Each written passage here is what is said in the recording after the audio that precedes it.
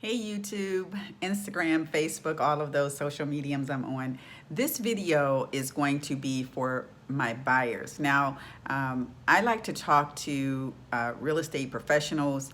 I like to talk to buyers and sellers and kind of coach them to the closing table. But I also like to coach real estate professionals since I've been in the business for 20 plus years, and I have encountered quite a bit of experiences that allow me to be in the position to speak on it. If you didn't know, my name is Deanna Reinhardt. I'm CEO and broker of Reinhardt and Associates here in Columbus, Ohio. And again, this video is going to be for buyers. Now, in the next couple of segments, I'm going to have some videos for listing agents and buyers agents, or if you do both, which is what I do both. I don't eliminate anyone. You can watch both videos and hopefully they'll be helpful to you. When I'm speaking to my buyers, most often buyers do not know what steps to take to become a homeowner. The first thing you want to know is you have to have patience, because this process is not long, but it can be if you're not ready financially. So the first thing you want to do is look at your credit score. You want to look at your credit score and find out what lenders you want to work with and what real estate agent. Please do not go at this process alone as a buyer. It is just unheard of, because you're not doing this on a day-to-day basis, so you don't know the ins and outs of it, and you don't know when you can be tricked or manipulated or what have you. So when you have a real estate agent or a real estate professional, broker, what have you, then you're going in this with professional eyes, and they can protect you from any mistakes that you may have made going at this alone. And this is for buyers and sellers with that regard.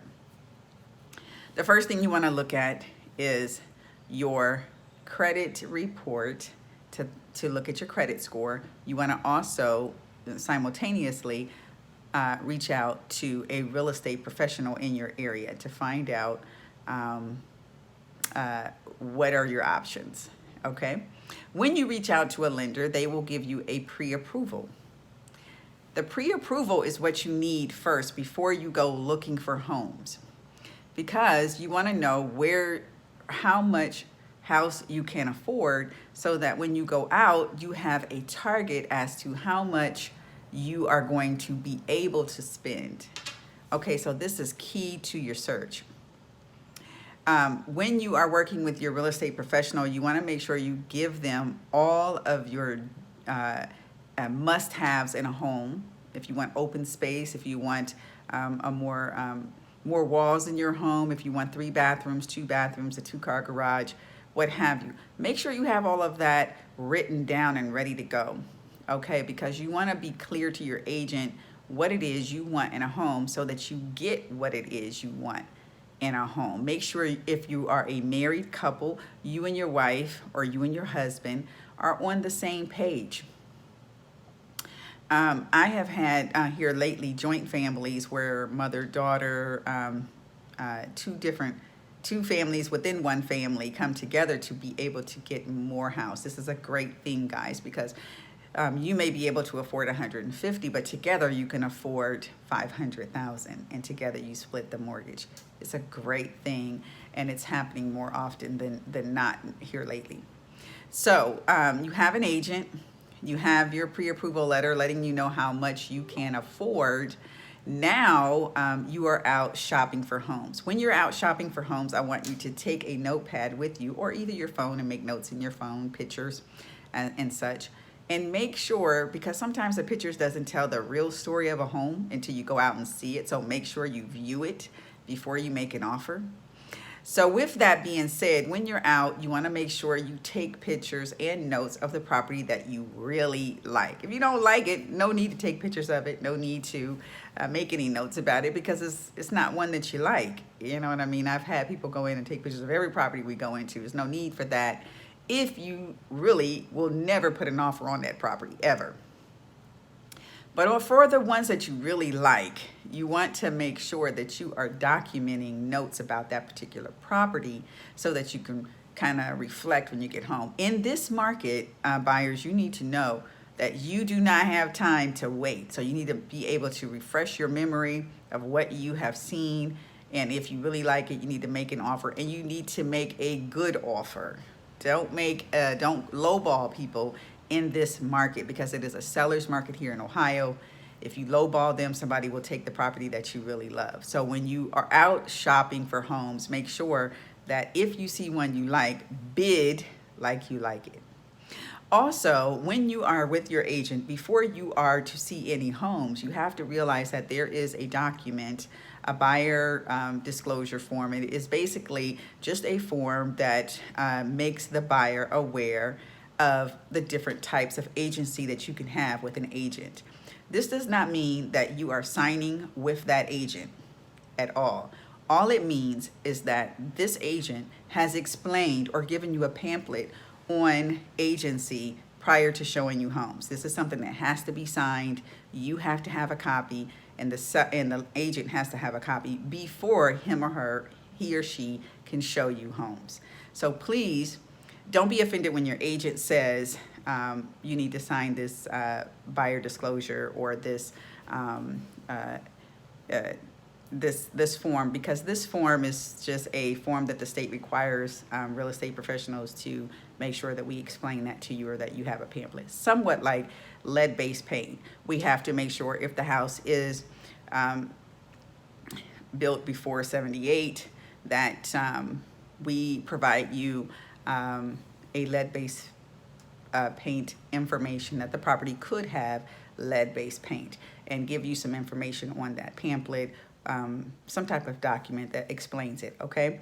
So just be aware that that is nothing that is going to hold you bound to anything. It's just a policy that has to be given to you, okay? So I just wanted to clear that up, because a lot of times buyers feel some kind of way when an agent, the first time you meet or go out to a property, hands you something you need to sign. It's nothing.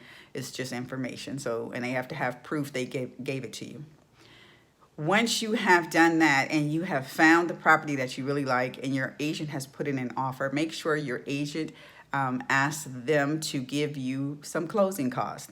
I always shoot for $2,500 or more to help my buyer with some of the costs, to offset some of the cost for them. I also always ask for them to provide a home warranty for that particular property.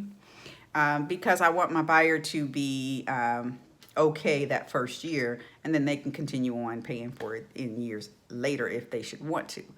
Also, make sure when you are in the properties that you take pictures of the roof, so you can, just step back away from the house and take pictures of the roof so you can actually look at it once you have gone away from it, and you can actually look at it to just kind of have a closer look at how that roof looks. Also, make sure that there's no leaks in the basement, no leaks in the ceilings of that property that you're going to put an offer in. And if so, that they're going to make some repairs for you, because used homes are used homes. Now, if you're going to buy a new home, these things should not even be an issue, but still take pictures of your walkthrough. And then that way it just kind of reassures you. When you get to the closing table, because once you put an offer in and that offer is accepted, they may ask you, I need to go back a bit, going ahead of myself. When you put an offer in, the seller may ask you to put down an earnest deposit. Should that happen, this is very typical. It could be anywhere from $100 to $2,000 or whatever that person deems. You do not have to put what they say. You can negotiate and say, I want to put 100, I want to put 50, I want to put 300, whatever seems logical in that situation. You don't have to put what they request. You can, as long as you put something, the seller may accept it.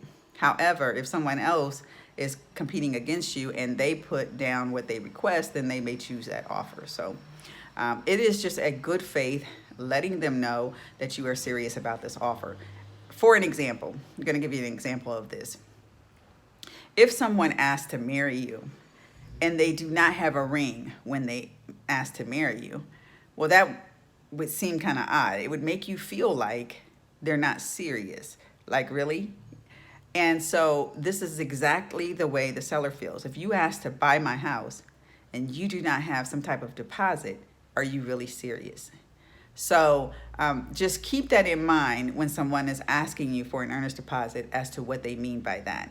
Okay, when you get to the closing table after this offer has been accepted, you get to the closing table, your agent is there with you to help facilitate and also answer any questions for you. However, you should have a closing person there from your title agency or an attorney there if you should deem that to explain anything as well. The closing agent will go over each and every document you have already signed with a few extras, like your mortgage, to make sure this is really what you want to do. And we are here to actually sign it again and actually close on the deal. Once you do that, it takes about an hour. Once you do that, your keys are handed to you and you have closed on your deal. And don't forget to take a picture with your agent and post it. Congratulations if you have already been pre-approved for your loan. If you have any questions, you can always reach me at Reinhardt and Associates, and that's 614-505-7062. You can also go to my website at ReinhardtAssociates.com, www.ReinhardtAssociates.com, and leave a comment and like and subscribe if you like this video. I'll talk to you soon. I hope you guys are having a wonderful day. Ciao.